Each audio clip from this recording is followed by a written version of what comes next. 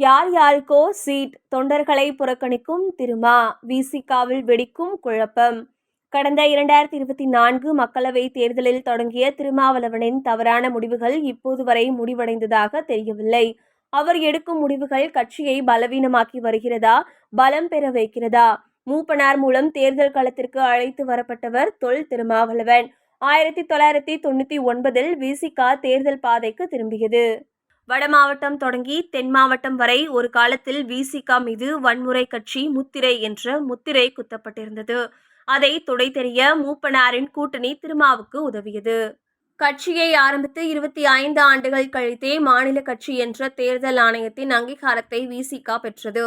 அதிகாரப்பூர்வமாக 10 ஜனவரி 2025 அன்று தேர்தல் ஆணையம் அளித்திருந்த கடிதத்தை வெளியிட்டு மகிழ்ச்சியை பகிர்ந்திருந்தார் திருமா. முறைப்படி பானை சின்னம் கட்சியின் அடையாளமானது. ஆதவ் அர்ஜுனாவை கட்சிக்குள் அவசர கதியில் இணைத்த அவர் உடனடியாக கட்சியில் பொறுப்பை வழங்கினார்.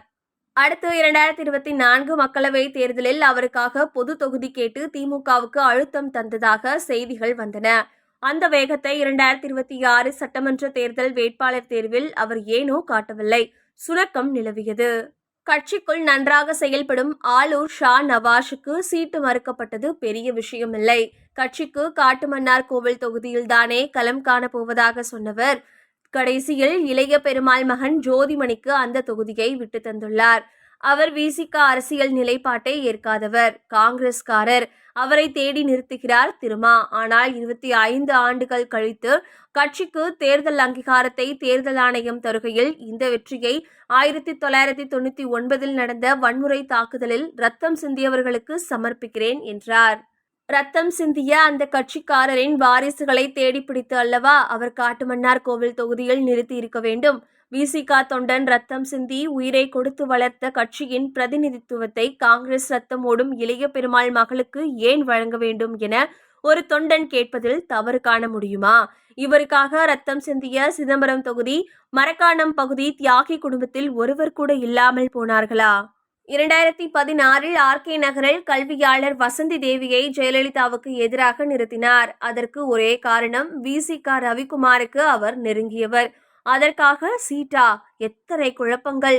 ஷா நவாஸுக்கு சீட்டு கொடுப்பதும் மறுப்பதும் அக்கட்சியின் தலைவரின் முடிவு. அதற்கான முழு உரிமை திருமாவளவனுக்கு உண்டு. ஆனால் அந்த சர்ச்சையை வளரவிட வேண்டுமா? ஷா நவாஸ் தன்னை வந்து சந்தித்தார் என்கிறார். அழைத்தால் வந்து பார்க்கும் ஒரு தொண்டனாகத்தானே ஷா நவாஸ் இருந்திருக்க வேண்டும். அங்கே கேள்வி எழாதா? இறுதியாக புதுச்சேரியிலும் குழப்பம். அங்கு வேட்பாளர்களை நிறுத்திவிட்டு பின் காங்கிரஸ் தொண்டர்களின் வெற்றிக்காக அவர்கள் பாடுபடுவார்கள் என்கிறார். எந்த தியாகமும் விசிகவுக்காக செய்யாத வசந்தி தேவிக்கு தரும் முக்கியத்துவம் கடைக்கோடி விசிக தொண்டனுக்கு தரக்கூடாதா?